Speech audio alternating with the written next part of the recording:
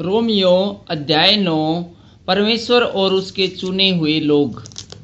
मैं मसीह में सच कहता हूँ, मैं झूठ नहीं बोल रहा, और मेरा विवेक जो पवित्र आत्मा से गवाही देता है कि मुझे बड़ा शोक है और मेरा मन सदा दुखता रहता है, क्योंकि मैं यहाँ तक चाहता था कि अपने भाइयों के लिए जो शरीर के भाव से मेरे कुटुंबी है स्वयं ही मसीह से साबित हो जाता। वे इजरायली हैं और लेपालपन का अधिकार और महिमा और वाचाएं और व्यवस्था और उपासना और प्रतिज्ञाएं उन्हीं की है। पुरखे भी उन्हीं के हैं और मसीह भी शरीर के भाव से उन्हीं में से हैं। सब के सब परम परमेश्वर युगानुयुग धन्य हो, आमीन। परंतु यह नहीं कि परमेश्वर का वचन टल गया, इसलिए कि जो इजराइल के वंश हैं वे सब इजरायली नहीं, और न अब्राहम के वंश होने के कारण सब उनकी संतान ठहरे, परंतु लिखा है इसहाक ही से तेरा वंश कहलाएगा। अर्थात शरीर की संतान परमेश्वर की संतान नहीं, परंतु प्रतिज्ञा की संतान वंश गिने जाते हैं, क्योंकि प्रतिज्ञा का वचन यह है, मैं इस समय के अनुसार आऊँगा और सारा के पुत्र होगा। और केवल यही नहीं, परंतु जब रिबका भी एक से अर्थात हमारे पिता इसहाक से गर्भवती थी और अभी तक न तो बालक जन्मे थे और न उन्होंने कुछ भला या बुरा किया था, इसलिए कि परमेश्वर की मनसा जो उसके चुन लिए जाने के अनुसार है, कर्मों के कारण नहीं परंतु बोने वालों के कारण है, बनी रहे।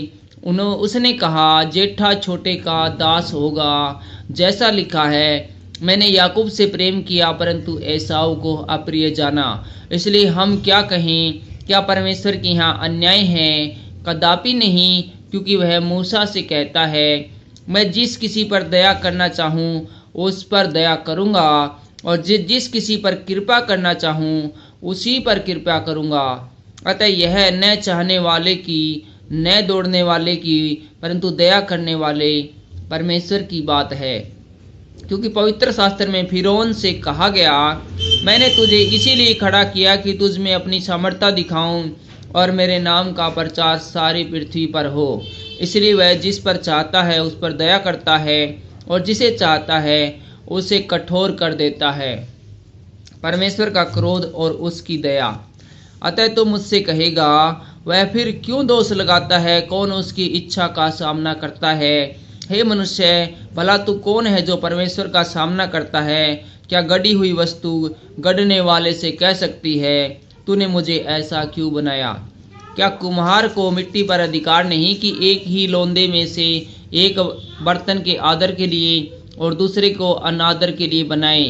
तो इसमें कौन सी आश्चर्य की बात है कि परमेश्वर ने अपना क्रोध दिखाने और अपनी सामर्थ्य प्रकट करने की इच्छा से क्रोध के बर्तनों की जो विनाश के लिए तैयार किए गए थे बड़े धीरज से सही, और दया के बर्तनों पर जिन्हें उसने महिमा के लिए पहले से तैयार किया, अपने महिमा के धन को प्रकट करने की इच्छा की।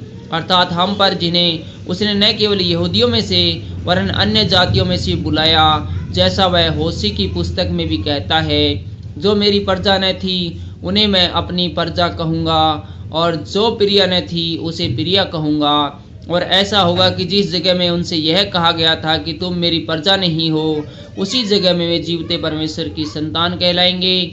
और यशायाह इजराइल के विषय में पुकार कर कहता है, चाहे इजराइल की संतानों की गिनती समुद्र के बालों के बराबर हो जाए, तो भी उनमें से थोड़े ही बचेंगे, क्योंकि प्रभु अपना वचन पृथ्वी पर पूरा करेगा, धार्मिकता से शीघ्रता से उसे सिद्ध करेगा, जैसा यशायाह ने पहले भी कहा था, यदि सेनाओं का प्रभु हमारे लिए कुछ वंश न छोड़ता तो हम सदोम के समान हो जाते और अमोरा के सदृश ठहरते। इजराइल का अविश्वास। अतः हम क्या कहें, यह कि अन्य जातियों ने आज जो धार्मिकता की खोज नहीं करते थे धार्मिकता प्राप्त की, अर्थात उस धार्मिकता को जो विश्वास से है, परंतु इजरायली जो धर्म की व्यवस्था की खोज करते थे उस व्यवस्था तक नहीं पहुँचे। किस लिए? इसलिए कि वे विश्वास से नहीं परंतु मानव कर्मों से उसकी खोज करते थे।